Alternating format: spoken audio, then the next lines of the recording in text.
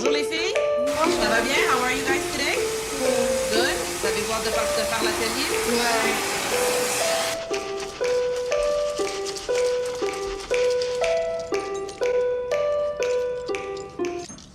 I don't like to say you have kinky hair because I find like it's saying something negative. I rather say I have tight curl pattern. Je dis jamais j'ai les cheveux durs. On n'a pas les cheveux durs. Du bois, c'est dur. Nos cheveux sont juste frisés serrés. Faut toujours qu'on dise des choses à propos de nous qui sont positifs, right? We're supposed to empower each other. So we never say to a girl, oh, your hair is hard, or your hair is kinky. We just say, you know what? Your hair has a tighter curl pattern, but we can do something beautiful with it, okay? Toujours.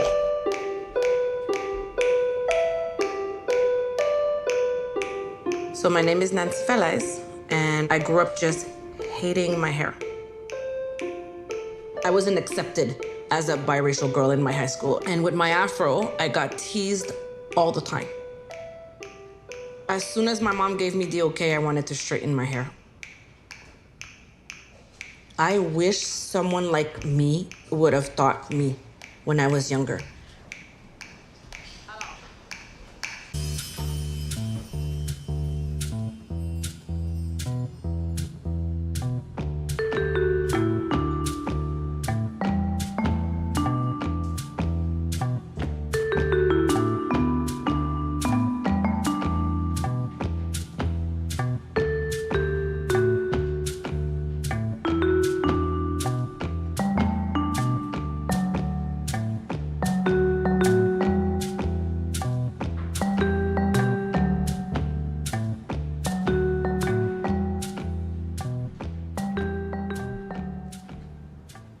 When I had cancer and I lost all my hair, I felt really, really, really unattractive. But when my hair grew back, I understood that I don't need to have straight hair to be beautiful, that my curly hair is fantastic.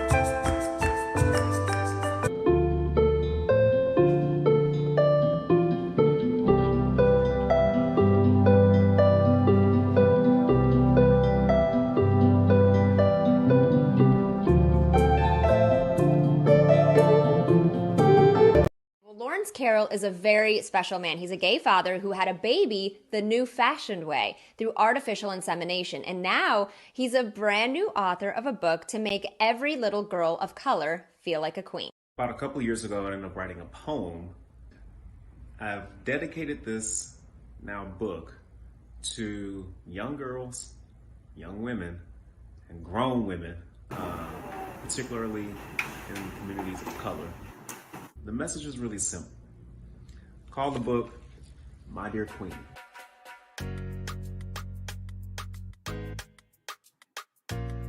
Tell me about the message in this book. I was inspired to write this actually through having a conversation with my sister. We were just, having brother-sister talk, and she was telling me to her when I was a little boy about her hair, and just, kind of walking me through her hair journey. And so My Dear Queen was born.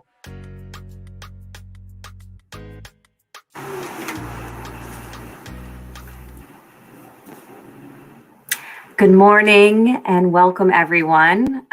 Welcome to Aviva Family and Children Services, My Dear Queen Symposium. I'm Kim Peterson. I am the Vice President of Change Management at Aviva. And I wanted to just give you all a little bit of information about the services that we offer. Aviva has been in the Los Angeles community serving for over 100 years, which is incredible in this day and age. We offer 4 areas of service: our crisis intervention, our mental health services, our foster and adoptions, and our newest program is supportive housing for women and children that are experiencing homelessness. We are super excited to bring this symposium to you here today. And I wanted to thank the Book Foundation and Create Now for supporting us to create this and make this happen. I also want to give a extra special thank you to Lawrence Scott, who is a member of Aviva's Associate Board of Professionals, for introducing us to Lawrence and helping us with the tech side and many other parts of this symposium. So Laurel brought Lawrence to Aviva, and I was so excited to meet him because as a multiracial woman, I have had my own hair journey. It was really difficult for me growing up with a mom who had really long, beautiful, straight hair, but had no idea what to do with my curly locks. There was a lot of fighting. There was a lot of like ripping out of knots and a lot of crying. And when I grew up, there wasn't a lot of support with products or with books or even in the beauty community to help my mom with my hair. And so my personal journey, which I am still on and, has been really challenging. So to meet Lawrence and to meet all of our panelists today have been amazing. And I really wish they had been around when I was younger, but I'm so grateful that they are here today and that they can share their expertise and their journey with all of us today. I want to introduce our moderator for today's symposium, Lawrence Carroll, who is the author of My Dear Queen. He's also a media personality and publicist. Hi, Lawrence. He has spent a lot of time, working with youth and mentoring them in various organizations throughout the Los Angeles community. He is the first recipient of the Free Arts Youth Mentor of the Year Award and was featured in Los Angeles's LGBT Center's Vanguard magazine, It Takes Two series as a highlighted role model. He is a father, he is a brother, a son, and he was really used the art of media as a form of storytelling in both, his professional and personal endeavors. And I'm so excited for him to share his special poem with all of us today. Kim, that was quite the introduction. And thank you for sharing your hair journey. As long as we've been working on this conversation, if you will, this symposium, I think that's the first time I've heard you share that part of yourself. And I'm moved to tears because that's just what happens when I hear these hair journeys. I'm not going to share my hair journey today. I'm actually going to share my journey about the book and how I wrote My Dear Queen, which came from the first hair journey conversation I ever had, which was with my sister. I can't do her story justice, but I can at least say that from what I remember after my sister Tennille telling me just about the ups and downs and the struggles that she had with her hair, that I felt guilty at first, just for my part in her hair journey. As I stated in the video with NBC California Live, that I had a moment of teasing her throughout the years with all the different hairstyles that she had. I can admit that I wasn't the nicest younger brother. But I can also remember feeling like I needed to respond and to let her know that I heard what she had to say and I'm listening. And My Dear Queen was my response to her hair journey. Fast forward a little bit, I ended up meeting the illustrator, Yetunde Sapp. And when I took a look at her work, I said, "Excuse me, can you help me bring this poem to life?" It's one thing to read something and to just read it. It's another thing to visually see something. So we talk about media and representation and all of those things. It was just a perfect combination, if you will. It was really kismet for me to meet Yetunde, see her work, and it just naturally felt like it was a flow. Once when she, kind of put her blessing on it, I reached out to one of our panelists, Joy Donnell, and she's also a mentor of mine. And I asked her to help creative direct the book and to really put it all together. So the three of us collectively, had something to do with the magic that we see in My Dear Queen, which, like I said, is the response that I wrote to my sister, and ultimately to every Black and brown girl and woman that has similar hair journeys. So for those who are watching, thank you all for joining today. Thank you in advance to the panelists that will share their hair journeys in a bit. Kim will go ahead and introduce them. But if you haven't picked up a copy of My Dear Queen, you can do so on Amazon. If you already have one, I'm about to do a reading so you can read along. But here it is, My Dear Queen. And I'm just going to jump into it. So, My Dear Queen, your hair is a crown unlike any other. A crown bestowed to you by your father and mother. Your hair is like magic. It can change every day. Your hair is a crown worn so many different ways. You can wear your crown curly, or you can wear your crown straight. You can wear your crown low, or wear it in braids. You can wear your crown dreaded, or wear your crown in a fro. I like this page.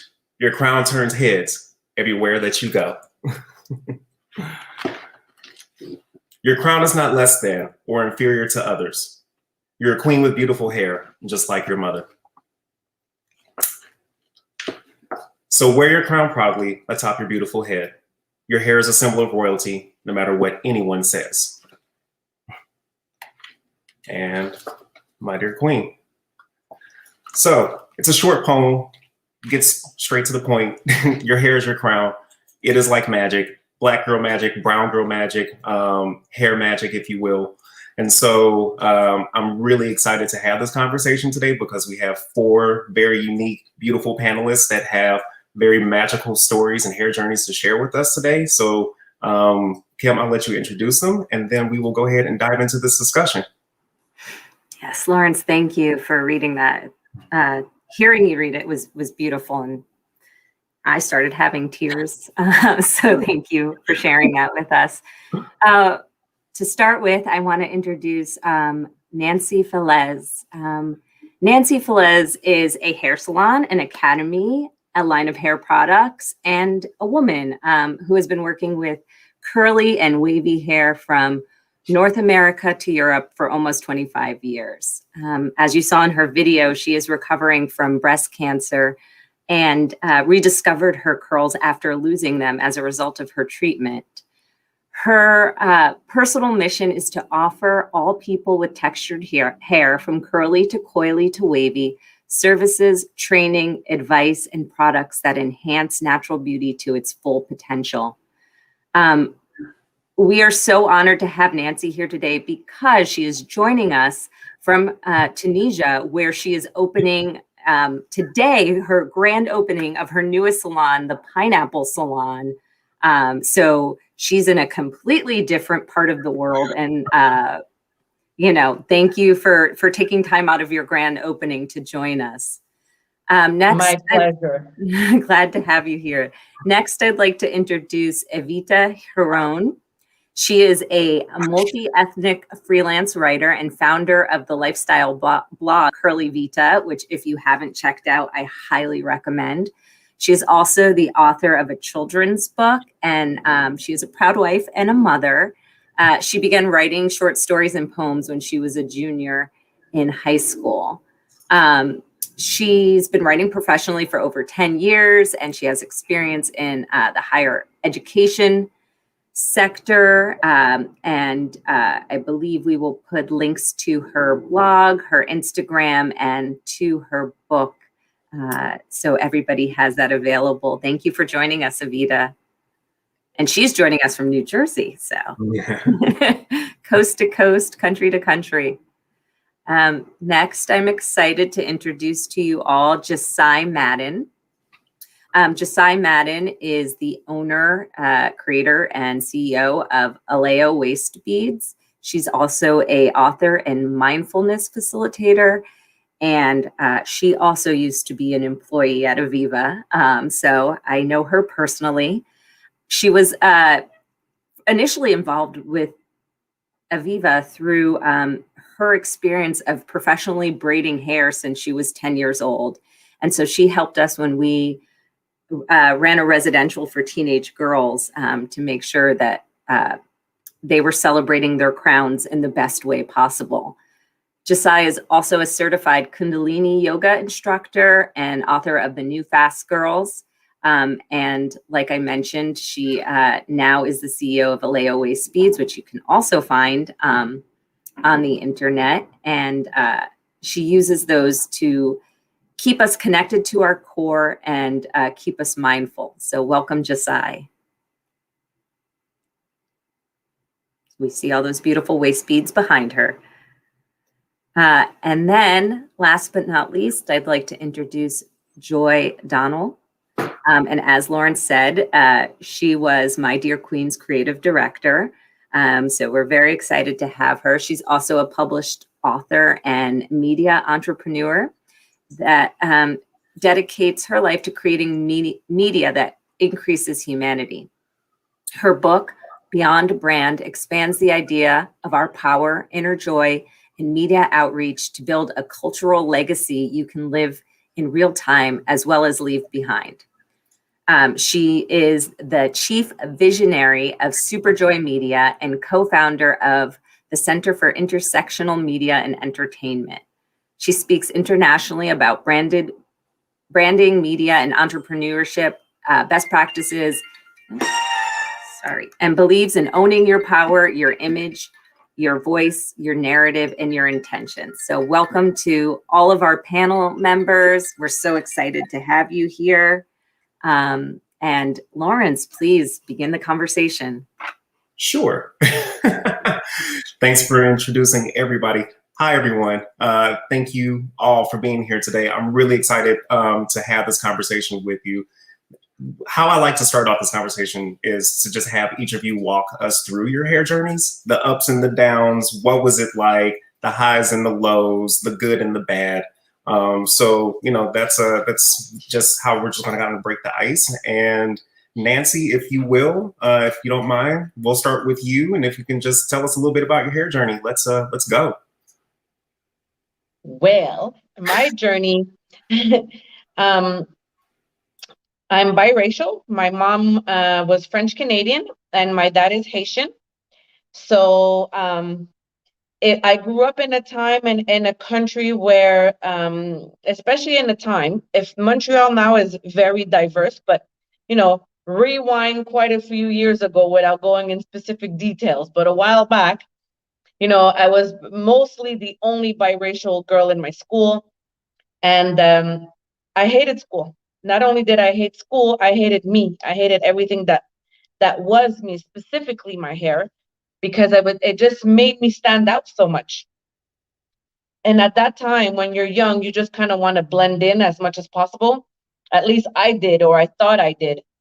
And it just wasn't happening. So it was, you know, the oil, I either wanted to pull my hair back as tight as possible so that I could hide it, or I wanted to have it straight. And it gave me trauma as a young girl because it made me not like who I was and not embrace my Afro roots. And I had breast cancer 8 years ago, and it just changed my life.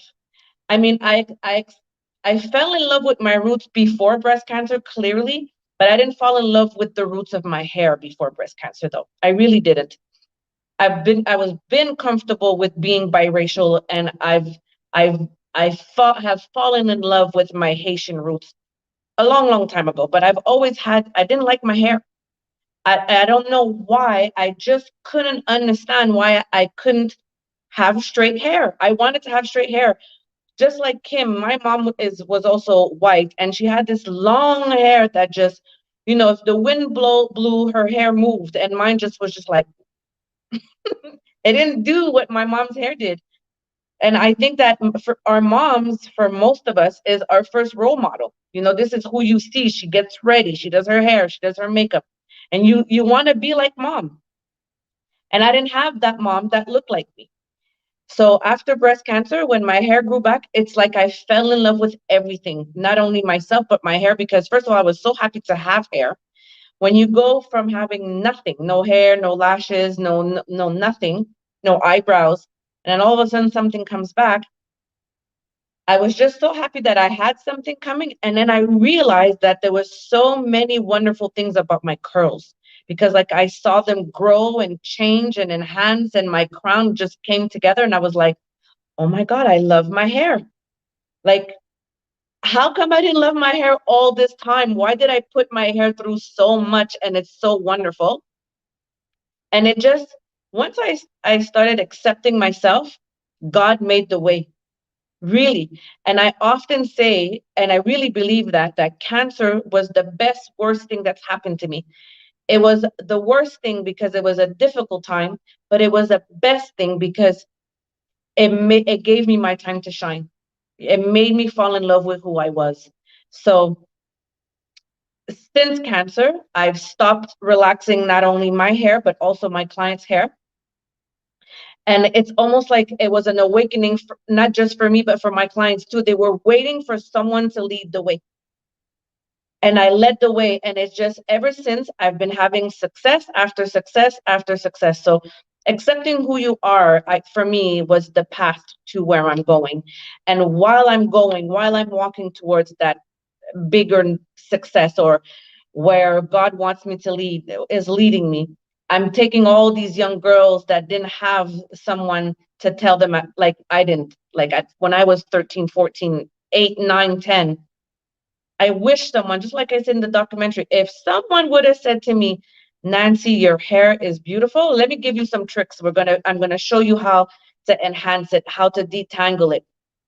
Man, imagine what I'd be doing today. I only started to realize that I was fantastic at 36. Imagine if I knew that when I was 12. I would be the Oprah of hair.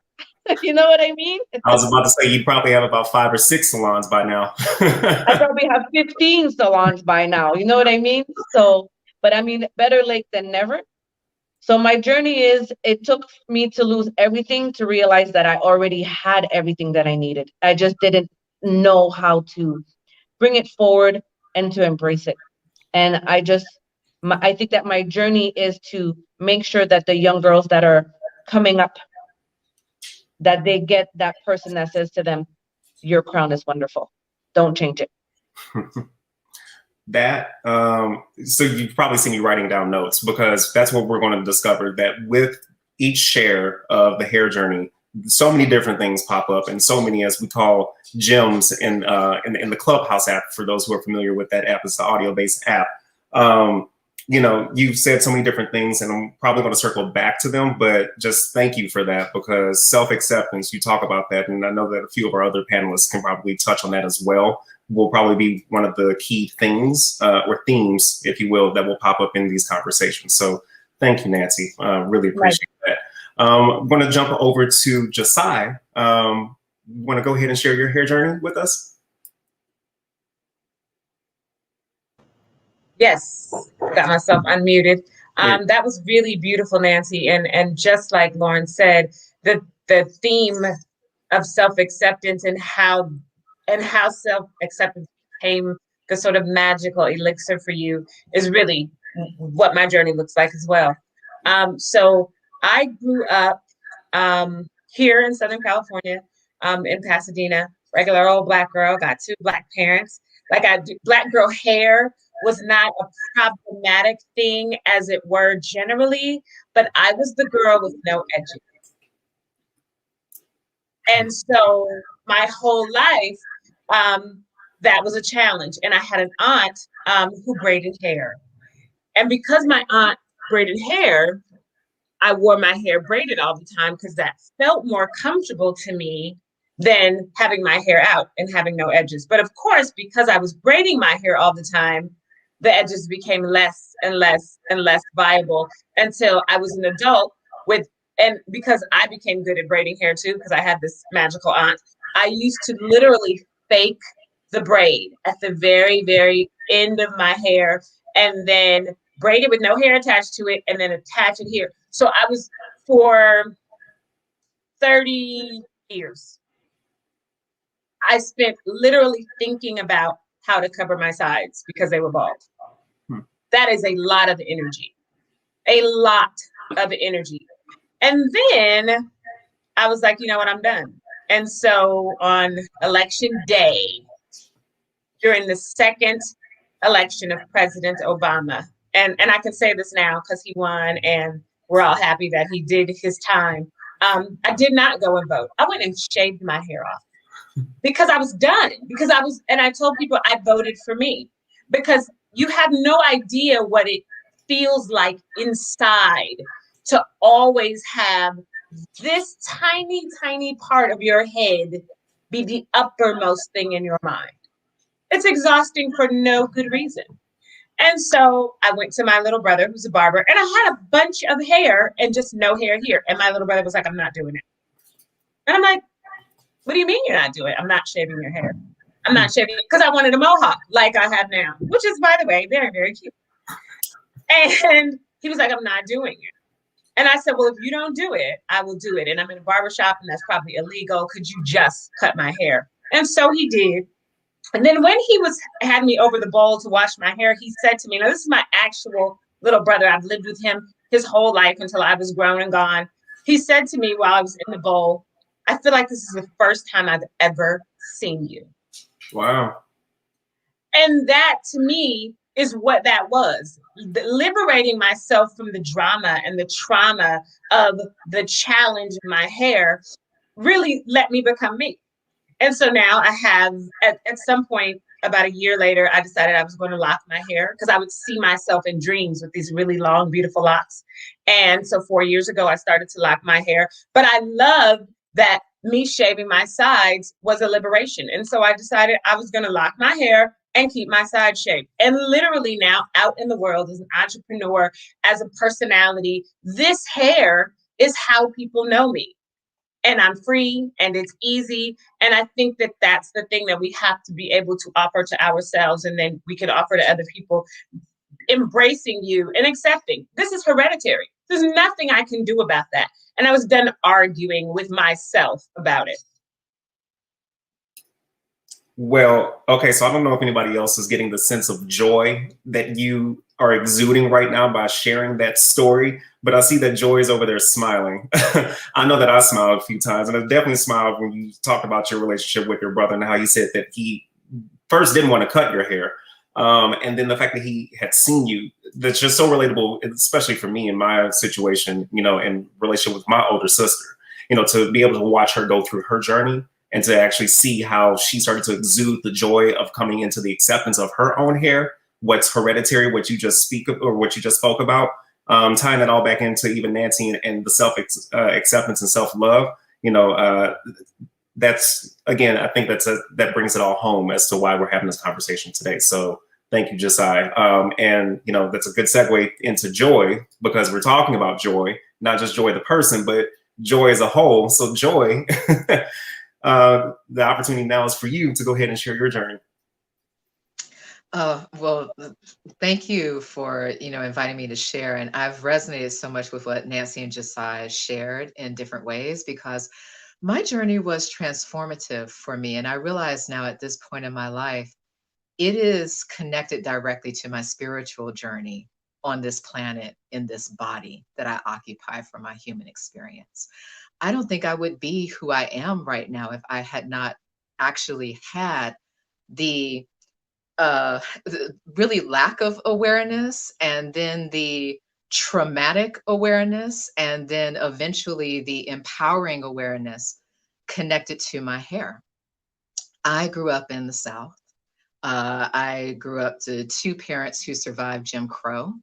By the time I came into the world was going into conservative years, right? So growing up, I thought my hair was great. And then all of a sudden, I started getting a lot of weird feedback from people who weren't even doing my hair, because I have a lot of hair.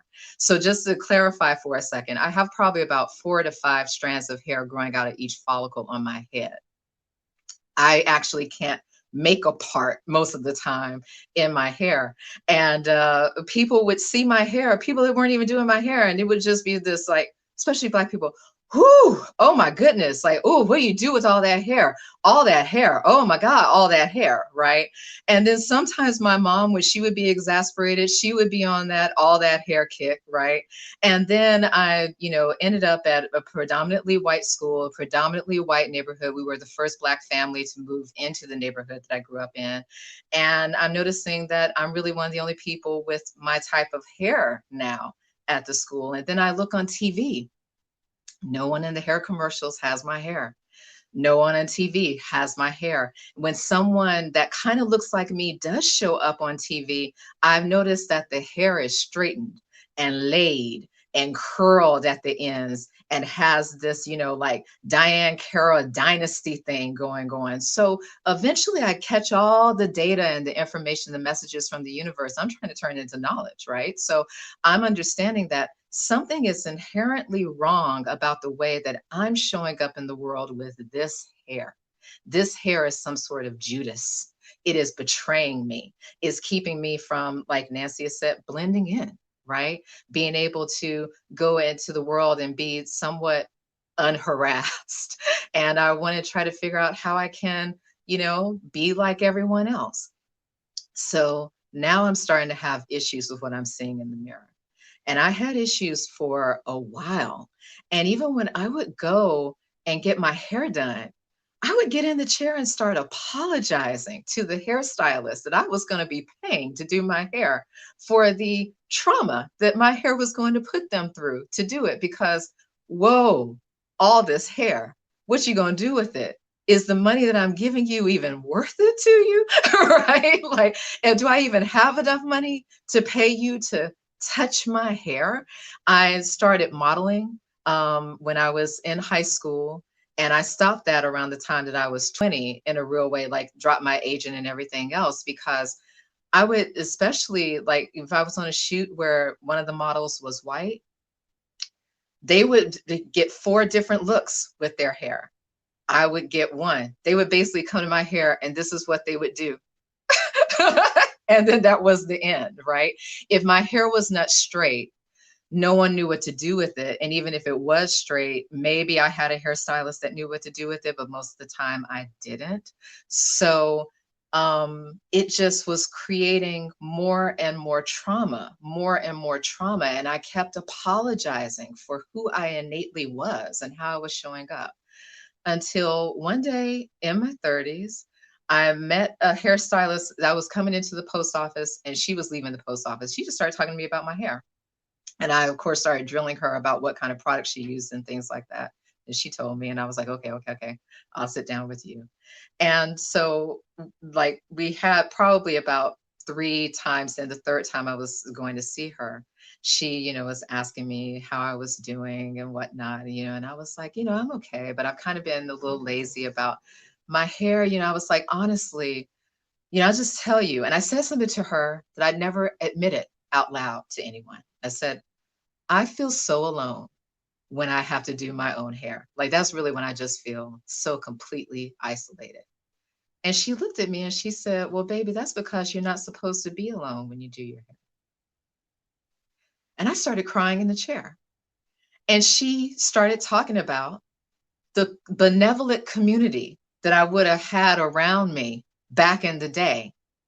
All of us taking turns, loving on each other and touching each other's hair, like what we saw in the video with Nancy, right? That touch of someone else, that you don't have to do that Bantu knot by yourself. You don't have to do that braid by yourself. This would have been a moment of love and connection and community and togetherness and ancestors reaching across time and space, embodying the person that is loving upon you to tell you and show you how to take care of each other and grow each other. And it's not this rugged individualism. It is this benevolent togetherness that actually helps you rise more into your power and know that you are not isolated. That was transformative to the whole other level. That was what freed me from that shame that I had been carrying for years, for decades at this point in my life. And so when you came to me with the project, Lawrence, that was the journey that I had up until that moment. I was there in this completely different space that I would have been in 10 years before that, or 15 years before that, or 20 years before that. I'd had all of this journey, and that was what I wanted to help infuse into those pages with those visuals and the words that you had put together and what you today could do, and go about offering this little piece of freeing collective illumination, if you will, to anyone who would hold it and read it, that I wish I had when I was 4 years old, or 7 years old, or 9 years old. Well, I certainly have all the feels from that share. And I also feel like I want to go ahead and schedule myself an appointment to get my hair done, just for the sake of it, because just everything that you just explained about having, that you're not supposed to do that alone. I don't think I've ever even heard somebody put it in those words before. And I can also relate that, when I'm sitting in the barber chair, how I feel when, my barber is cutting my hair. There's a different feel to it than when I'm just in the bathroom rushing and trying to just get my own hair done. So thank you, Joy. That was beautiful. Really appreciate that. And so that takes us to, oh, go ahead. I must say something to you, Joy. Man, you're a wonderful soul. When you said that we were not supposed to be alone, it's so, so true. Once upon a time when we were in a place where we were in our true element, it was a community that did each other's hair.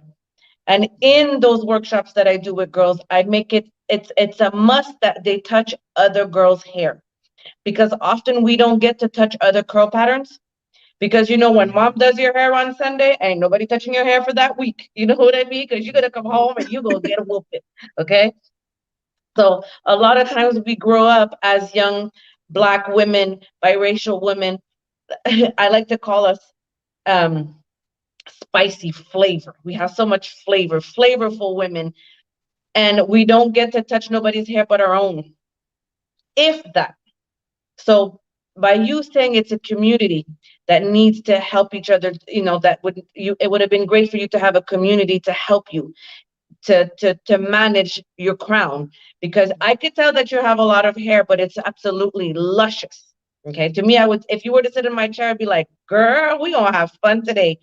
But because we would, it's a task, but it's a wonderful task, especially if you have the right tools. And if you grow up in an environment where people tell you, man, your crown is wonderful. Did you see all this hair you have? Wow. It's not that, oh my God, you have a lot of hair. It's, wow, you have a lot of hair. Come on, let me do something. Let me bring it out. So yes, thank you so much for sharing that. I'm like, I was sucking up my tears because I'm like, I'm not going to be crying in this video right now. But it's so wonderful what you said. It's true. We need to come collectively together as a I don't know how, but if we could help each other, the ones that do have that volume, if we could have someone that say, you know what, we're gonna come together, we're gonna do something, we're gonna make it an event, we're gonna do each other's hair, we're gonna exchange recipes, we're gonna exchange things. Back in the days there was so many things that went around hair at the time that we would do each other's hair. We learned so many secrets. So many secrets. Yeah. Well, Nancy, down to childbirth, sexuality, everything. Yes. We don't do that no more. No. Well, anyways, I'm going to shut up, but you're fantastic. No, you're fine. And I just want to expand on that a little bit and answer your question. My take on it is that we continue to have more conversations like this. That's the first step. It always starts with a conversation. How do we bring everybody together? It's by talking. That's how we start to build this community. And that's why I feel like these hair journey conversations are just so important, and that we have more of them, because you get to connect with people on a completely different level before you even get to the point where you start to touch and feel different textures and all of that. So thank you, everybody, for sharing thus far. And so that takes us to Avita. Hi. What was your hair journey like? What has it been like? Thank you, everyone. I want to say for sharing. I mean, that really touched my heart, everyone, in terms of family. So I just really want to thank you. And thank you for the opportunity, Lawrence. My hair journey began, I'm going to say, when I was about 8 or 9 years old. Going to the salon with my mom. And from that point on, I wore my hair straight. Every 2 weeks, we would get our hair straightened at the salon. It kind of became a ritual. We would get our hair curled, but using a curling iron. Never did I really fully add natural hair. I was just so used to going to the salon with my mom. That's how, cold and environmentally, it's just something that I accepted and didn't really think about until 2011. 2011 is when I actually decided, and I fully started embracing my natural hair.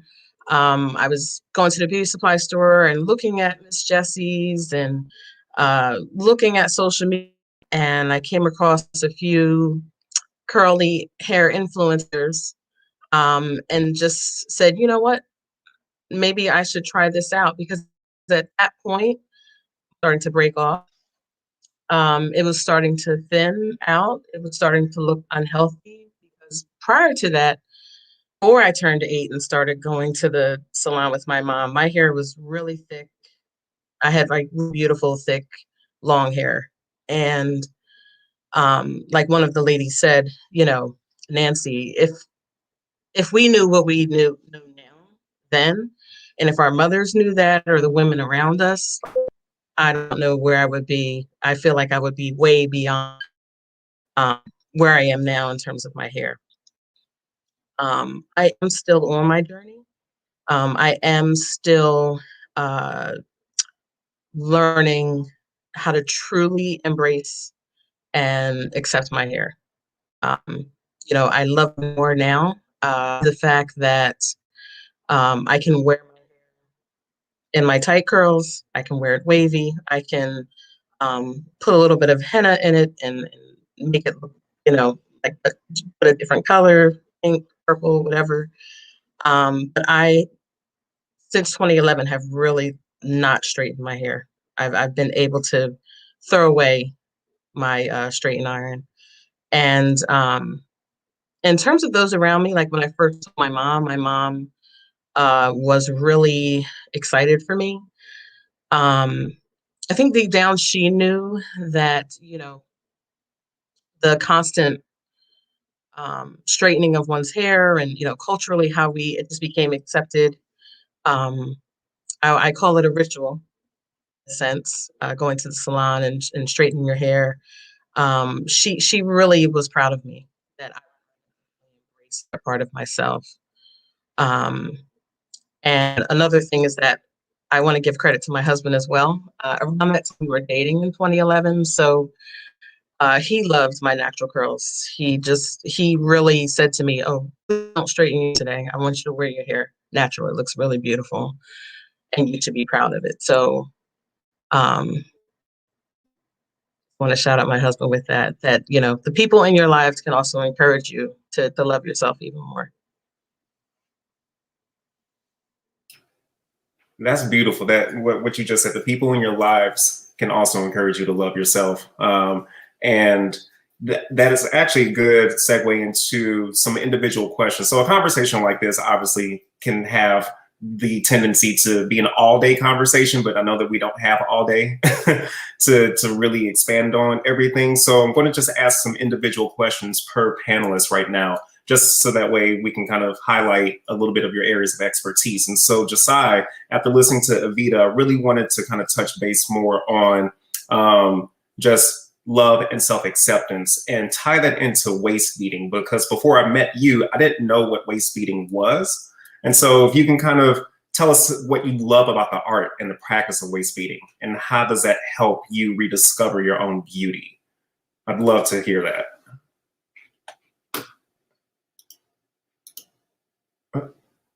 You're on mute. I'm sorry.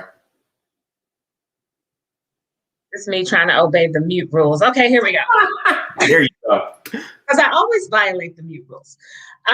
So really quick, a waist bead is an ancient African technology, much like this magical hair. It is all at once an adornment, a waist and weight management tool, a scale, and a mindfulness tool. So it does a whole lot of everyday things, practical things really beautifully. I came to love the waist bead for the fact that it dropped me into my being.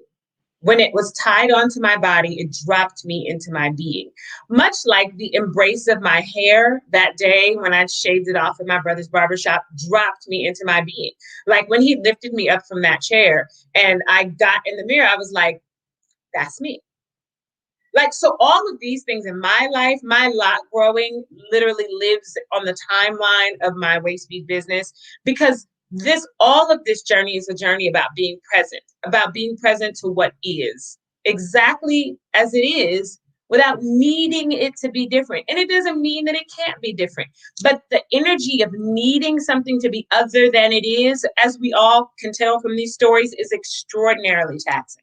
It's taxing on our thinking, it's taxing on our energy, it's taxing on our creativity. And I know that not being okay with how my hair was, or not being in embrace of how I might have been in my body in particular kinds of ways, all of those things are detrimental to the magic that is me, that is in me. And so I use waist bead technology to teach women to come closer to themselves, to say yes to themselves, to see themselves in a different way. And I think that when you go on a natural hair journey, I know when I first cut my hair, I became obsessed, like Evita, with the YouTube videos. I was all in the big chop videos, and the thing that stood out to me every single time in every single video is the exact thing my brother said to me. Like, I would see these women with their straight hair or their perm or their whatever, or the weave, and then they would shave their hair off. And I was like, my God, she's beautiful.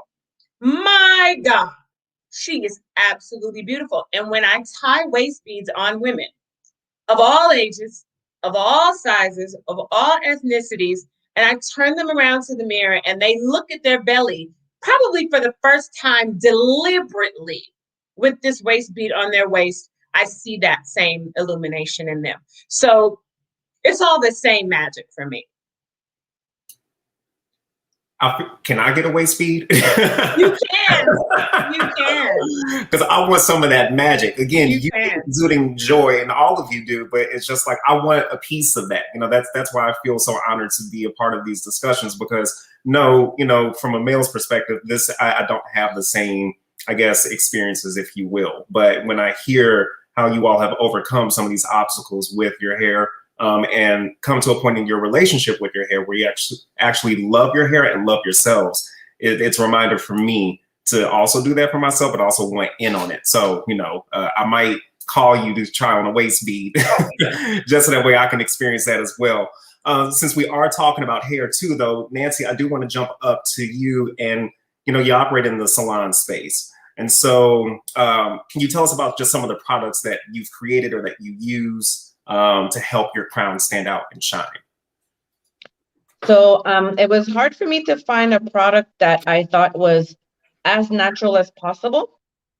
Now, so I created my own. I have different hair products for different issues. So I have products for, I find that women that have curly hair tend to have a lot of dandruff or itchy scalp or buildup, because just exactly that, we use a lot of the wrong products. And there's always a trend. If cocoa's in style, everybody's throwing cocoa in their products. If argan's in style, argan's the magic thing, shea. But not every hair type needs shea. Not every hair type needs cocoa or avocado, or argan. So I wanted to have a product that I can, that I can address different issues for different hair patterns. So I created my own. So I have different things. I have things for people that have hair that falls out, or after chemo or after pregnancy, that needs to come and, fortify the hair. I have a line for people that, like I was saying, that have either itchy scalp or accumulation of products or dandruff. I have a kids line. I have the Tropical Glow, which is the most nourishing one. So it's going to be for the thicker crown, the tighter curl pattern crown, I like to call it. And it's hard to find something that is going to cater to our needs without making it too heavy. And also, I wanted it to be Black owned. You know, I want to be proud to sell my products, and I want it to be that I made it not just, oh, it's the trend and let me jump on the paddy wagon and make money off of this. Of course, I want to make money off of selling my products, because if I wouldn't, then I wouldn't be a good, businesswoman. But I want to also just keep my Black queens healthy, because I don't want to just put any and everything in their hair. And I want to give them something that's specific from someone who's a professional. You were saying, I think it was you, Josiah, that you were saying, no, it was you, Aviva, right? Evita or Aviva? Evita, sorry. You said that you did a lot of search. You did a lot of searching on online and YouTube and all these things. And that aggravates me, because the YouTube girl that's telling you things, she's only an expert in her hair. An expert is someone that does many different textures or many different types of skins or whatever. That's an expert. Someone who does their hair on a video, she's only good at doing her hair. So when she's talking to you about a product, she only speaks about one product that does one specific thing for her hair. So I needed to create something that it could address many different issues for many different curl patterns and thickness and length. So I created my own, and it's doing really, really well. And it's, I would say, probably 95% all natural. So we have to, we want to be beautiful, but can we be healthy? We have so many things going on with Black women's health right now. Whenever we get a cancer, we always get the worst kind. And I really think that it has a lot to do with our environment, the way we eat, our stress levels, what we do to our hair, how we're not taking seriously in the workforce. So when we do have an illness, we're kind of pushed it aside. So we live a lot of stress. And if we can do these little things, I'm not saying everybody should be like, peace and love and grow their hair and don't shave and don't use any kind of chemical at all. But if we could be choosy a little bit of what we put, if we could reduce 20% of the chemicals that we use on our bodies, it's a fantastic thing. So I created some products that is as natural as possible. And by the way, women, we use on average a day, 500 different chemicals in a day. From the moment we step foot off the bed and we take a shower to the moment we go to bed, we use about 500 different products, chemical products.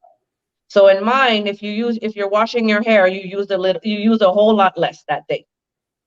See, this is why we have you as the expert to talk about hair and products, because you just talked about experts.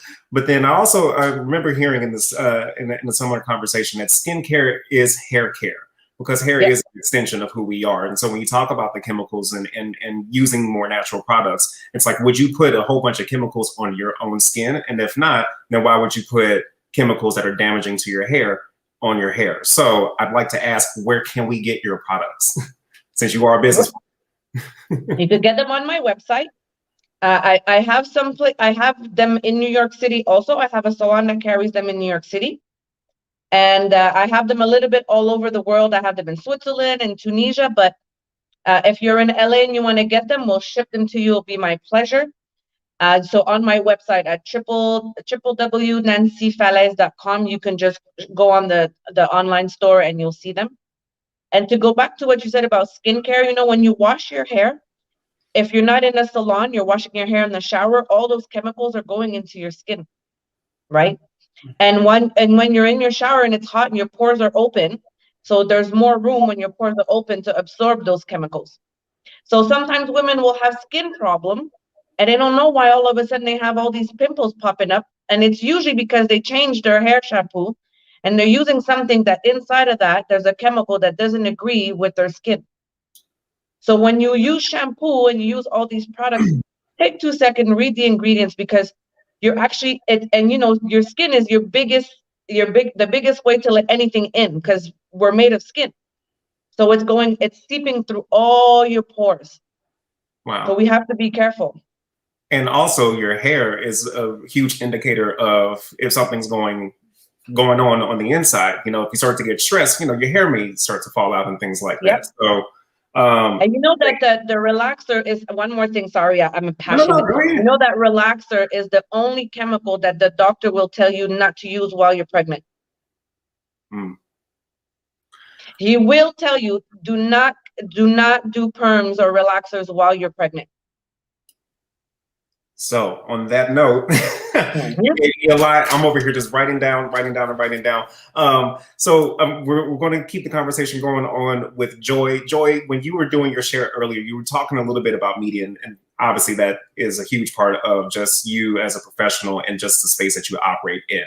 And so I'm interested to know, like, in what ways in today, because you talked about just even, you know, generations back that you didn't really have any sort of like representation, or when you saw somebody that looked like you know, their hair was different. So what ways is media becoming more culturally understanding and conscious of women of color and their hair? Well, I need to back up and kind of answer that question differently. Media is finding itself producing more content because Black and Brown people who have their stories and understanding are getting into media and creating space within it. You know, media is a primary social institution. And like most social institutions in the United States in particular, it has been impacted by white supremacy ideology. So it is baked into the system, is baked into the stories that get told, is baked into who gets centered and who does not get centered. It's always there. And even as I was telling my story, my journey has been one of anti-oppression work within myself. I was oppressing myself through the media images I was consuming were feeding into my oppression of myself through my own hair and how I looked at it. So when you have storytellers, and a lot of them have done it independently, but then there's also been people like Shonda Rhimes, who is able to do it from, you know, a franchise, actually, enterprise, big business, sense of situation.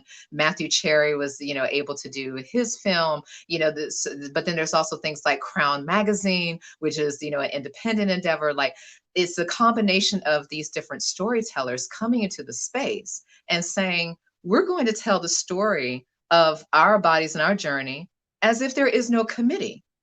And that's how you start to see these stories come to life. And that's why, you'll be able to see now different things going on. And then on top of that too, there's a lot of money in the community. We spend a lot of money on hair care, so there's also the need to go ahead and be marketing to people who are spending money on their hair care. But just like Nancy was saying too, there's a lot of things out there that have carcinogens in them. So there's also the need for the news media to be talking about what's going on with that and asking questions about why are so many, Black women having fibroids and things of that nature. And so it's kind of all connected, but the more that independent storytellers or independent-minded storytellers can get into the space and start to create media just like you did with the book, Lawrence, that's what starts to change the landscape of this primary social institution that, just like family, just like religion, just like politics, just like education, informs how you look at yourself and the world around you and how you're going to go up showing up socially within your environment. And that is a part of the function that media serves. Media is what we seek to get information about the world and about ourselves. So it is important to just approach this with this audacious belief that we need to show people themselves and they can see themselves reflected back. They can see a truth reflected back as opposed to a stereotype. So it has been this independent spirit of storytelling that has expanded the landscape. Social media has, played into that too. Because the more that even the, Nancy brought up a great point that like, yeah, the person on YouTube knows their hair, but the fact that they're there and taking up space and the algorithm is having to acknowledge that they're getting thousands, if not millions of views on their content starts to change the conversation around the economy that forms around the story. And this is what I want to wrap up with, because this is really the thing. Stories have an economy. Whether that story is really uplifting to people and empowering to people, or it is decimating to people and disempowering to people, it has an economy. Once money gets infused into it and people see that it is a source of revenue and possible abundance, then stakeholders actually start to become involved to keep it flourishing, because it is now entrepreneurial for them. It's a way for them to sell a script, get a movie greenlit, get a TV show on, get a magazine sold, get a book sold, the whole thing. So stories have economies around them. And until these more independent voices come into the fray and show that there are benevolent stories that can form economies around them, that's what starts to move that energy from these decimating, disempowering, dehumanizing stories that had economy formed around them. So that's the way that media interacts with this and these narratives and these anecdotal moments within us that we know are not just anecdotal, they're actually collective, even though we're all having our own different journeys. It's the same starting point for us because there was something in the outside world telling us that something was not right about the way we innately showed up in the world. And our media and our storytelling through the media, these narratives is part of how we do that anti-oppression work together. Absolutely. And I feel like that ties also back to community and the question that Nancy posed earlier, like how do we do this together? And it is through storytelling, and I laugh too when you share, because stories, have an economy. You and I both work in the Hollywood space. And so we know how that game works. The more independent stories we begin to see, and they start to see that it's starting to make some money for them, as you said, the stakeholders, and all of a sudden it becomes a full machine, if you will. But that's why, I want to take this question over to Aviva, because Aviva, you are a blogger. And so from one storyteller to the next, I can remember that my stepmom had me writing poems when I was a kid. And my mom was always feeding me books to read and things like that. It's always been just a big part of my background. I'm really interested, for you to tell us a bit about your stories and poetry that you write, and some of the key themes that you write or that show up in your blog. Do you have any favorite ones that come to mind? Absolutely. So I am the author of The Individual Girls, which is my first children's book, and Spanish. The idea for me to write the book came about in 2014. The book was published in 2018, but the birth began in 2014. At that time, it was my second year into my natural hair journey, and my daughter was about 2 years old. And I came across the Dove Love Your Curls campaign commercial. And in the commercial, they interview little girls who are talking about how they feel about their natural curls. Majority of the girls felt like they wanted straight hair. They either had a mother that had straight hair, or they just didn't have that female figure that was embracing their natural hair. So a lot of the little girls were describing displeasures and, oh, I wish my hair was straight, and just everything that they were saying. At one, I had felt. I was that 7-year-old. So I was moved by the commercial, and I looked at my daughter and I said, we don't have enough books, representation in the media to express, hey, I'm going to go on a journey and I'm going to embrace it, and I'm going to show up and create that model for myself, everyone else, to look up to. So I decided to write the story, write several drafts. I finally found a wonderful illustrator who was actually based in California, Sacramento area. And, it came to life from there. And during that time, I was already pretty much involved in the community, was DMing influencers, and then not even just influencers, but DMing ladies who were also on their own journey, and sharing my book and sharing my ideas and getting feedback. So that has been my big. I'm just very fortunate to be the producer of a book for girls to love their curls and love their natural hair, and where little girls can say, inspired by this, my curls are magical. So that is, that has been my baby. And, prior to that, growing up, there were no books out there. There was no, at least for me, things that I could look up to, people that I could really look up to. As like you lady said, all the images on table, but her hair is straight.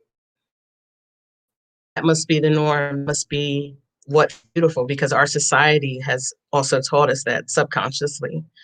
So that was my experience.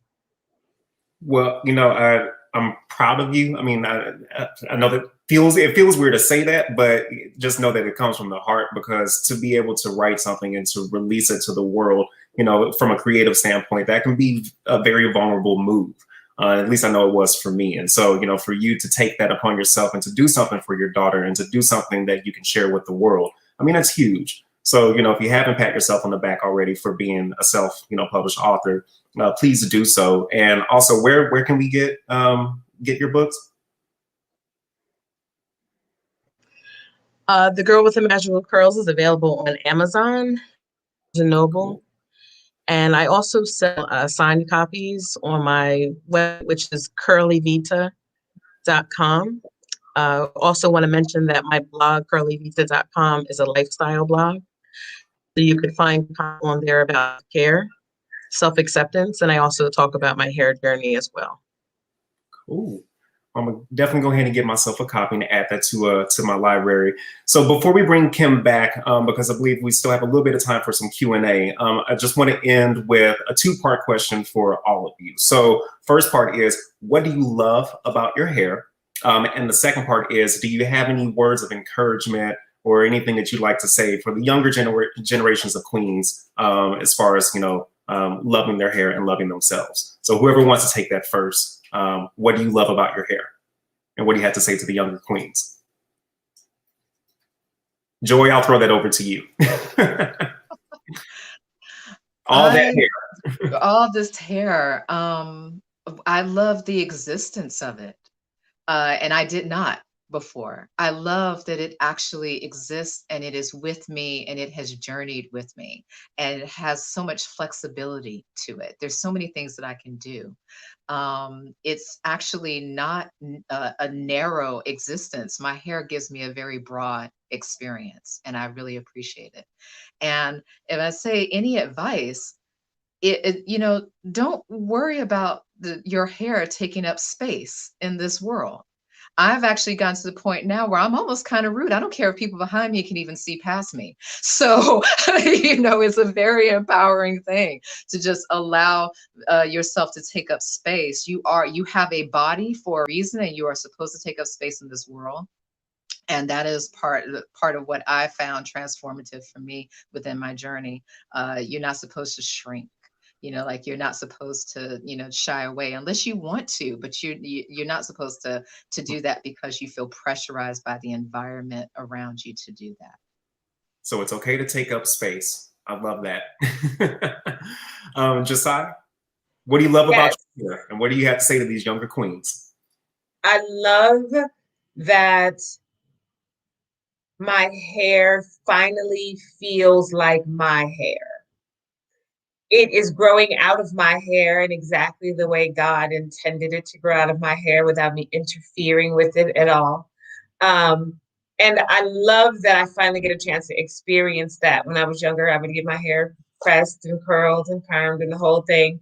And now I don't have to do anything. I don't have to spend any of this energy that I need for so many other things on this hair. And even though I tighten it up If I don't tighten it up, I love it all the same. Like I love everything that it does naturally. And I would say to young women that whatever your hair is doing, in return, just give love to it. However it is being at the moment, hair, like everything living, changes. Like it just changes. And so it can be like this one day, and then a whole nother thing another day, or gone the next day. Or so really being with it like you're with a being is an important thing. To just be present and accepting and loving of your hair where it is in the moment is a useful, I think, a skill set and energy to build up in you. That's beautiful. And I feel like that also speaks to what you like to focus on, which is mindfulness, being mindful of your hair and who you are, where you are, being present. So that is dope. I love that. Nancy, what do you love about your hair? And what do you have to say to these young queens? What I love the most about my hair is that I could do so many different things with it. So many. I can go from short, straight braids. I could be a different person every week if I choose to. And you know, when I rocked my hair straight, when I would straighten it, I could only wear it straight. Now that I wear it curly, I could wear it up, down. I could do twists. I could do twist updos. I could do so many different things. Like my crown has different jewels every other week. That's how I see it. And if I had an advice to say to my young queens, I would say, well, have fun with your crown. Experiment. You know what I mean? Don't be afraid to touch and manipulate your hair and try different hairstyles.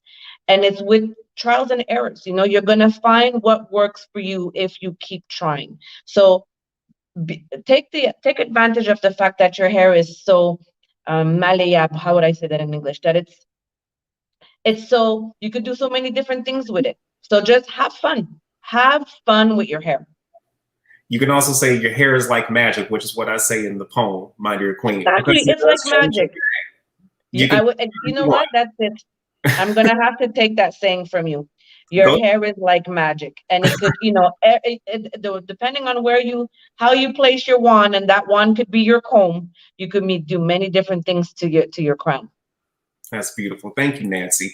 And then, Avita, what do you love about your hair, and what do you have to say to these young queens? I love that my hair finally feels healthy. So I love how healthy it is, finally. It was a journey and took a long time for me to finally accept that since, 2011, but it is healthy. I love that my hair is soft, and like Nancy said, I can wear protective style. I could wear it in braids. I could wear it pulled up in a bun. I could wear it out, whichever way. And that's what I would say to young, first and foremost, magical, and your hair is magical. Absolutely. It's a great way to end this. Thank you all for being here, for sharing just your journeys, who you are. I really, really appreciate this. I've gone through so many different emotions. I've gone through ups and downs, just listening to everything, laughter and love and all of that. So again, I'm inspired. I'm always inspired at the end of these types of conversations and throughout these conversations. And I feel like I'm inspired to even write some more just because of all the notes that I've taken. I feel like there's just endless possibilities for what we can continue to have these types of conversations about. So Kim is back to handle a little bit of some Q&A. But before I stop talking, if you haven't picked up a copy of My Dear Queen, you can definitely do so at mydearqueen.com. It's available on Amazon. Also, go ahead and follow My Dear Queen book on Instagram and be on the lookout for, and there's going to be a link in the bio where you can also support the artist Yetunde Sap, because she's still in school, and school is expensive and school supplies are expensive. So we will have a GoFundMe up there. Feel free to share the link. Feel free to, donate if you can to continue supporting. But thank you all in the audience who's been watching and listening today. Thank you to you beautiful panelists. I'd love to bring you all back for another conversation if we can. So be on the lookout for that. So thank you so much. And Kim, the mic is yours. Yeah, thank you, ladies. I was not visible, but I was like dancing and cheering and just so excited to hear everything that you guys were saying. It resonated with me so much, and it resonated with our audience. I can see all the comments. I just want to read a couple of them because I think, you know, you guys need to see the impact that you're having. Someone says, I'm reminded of all the times I brought wigs and my own makeup to shoots. I resonate with only getting one look. I thought that was normal for so long. So Joy, someone really resonated what you were saying. Thank you so much. I needed to hear this, not just for me, but for my daughter as well. We all have natural hair, and I'm always struggling to do our hair. Josiah, someone commented that they struggled with their edges as well, and hearing your perspective on that gave them life. And then we have a question for Nancy. Nancy, how do I know which hair products work best for my kids' hair? They have thick, natural 4C type of hair that is hard to detangle. Okay. So, I always say that the best way to know if a product works for you is that you don't need a lot. Good hair product is like good olive oil. You know, when you take that cheap olive oil, you have to put so much for it to taste. But if you have that good olive oil, you put a little bit and the flavor is wonderful. And it's the same thing for hair. If you feel like you have to put half the bottle of conditioner to detangle the hair, it's definitely not moisturizing enough. And read the ingredients. Know the difference between protein oils and hydration oils. So if something has cocoa or argan, it's not for your children's hair if it's natural, if it has never been, that's never had chemicals. Okay, so you want to go for something that has more like avocado or sweet almond or jojoba. So read the ingredients, and you could also go, if you want, if you go on my Instagram page, and you could inbox me and you could send me some pictures of your daughter's hair. It would be my pleasure for me to tell you what I think would work. And I could just see and imagine the feel of their hair. Thank you. Thank you for that generous offer. And I know you do Instagram live demos as well, which I have been watching and enjoyed greatly. So I invite our audience to follow Nancy's Instagram lives and learn new things about your hair. Just seeing if there's any other questions that came in. I think that's it for questions. Lawrence, do you want to say any closing remarks? Just be magical. That's the only thing I can think of. Wear your hair like magic, be magic, celebrate who you are. Thank you all. Thank you everybody for being here today, for sharing and for watching. And I look forward to connecting with you all in the near future again. Thank you. Yeah, and I'll just echo those sentiments. I think it's amazing that we can do this in a virtual space. I know that if we were in a real space, you guys would see everybody else just nodding and agreeing and clapping with everything that has been said today. I also just wanted to, thank Lawrence and the panelists for doing this. It's amazing. I'm so glad I got to witness it. And then to let our audience know that if anybody wants more information about any of our panelists, that information has been put into the comment section. So please follow them on Instagram, on Twitter, go to their website, buy Nancy's products, get some waist beads from Josiah. And then if you'd like to know more about being a part of Aviva, volunteering or learning more about the services we offer, you can find us at aviva.org, or you can find us on Instagram at Aviva SoCal. So thank you all for being a part of this magical event. I wish this conversation could go on all day. I feel like, there's a million questions I have.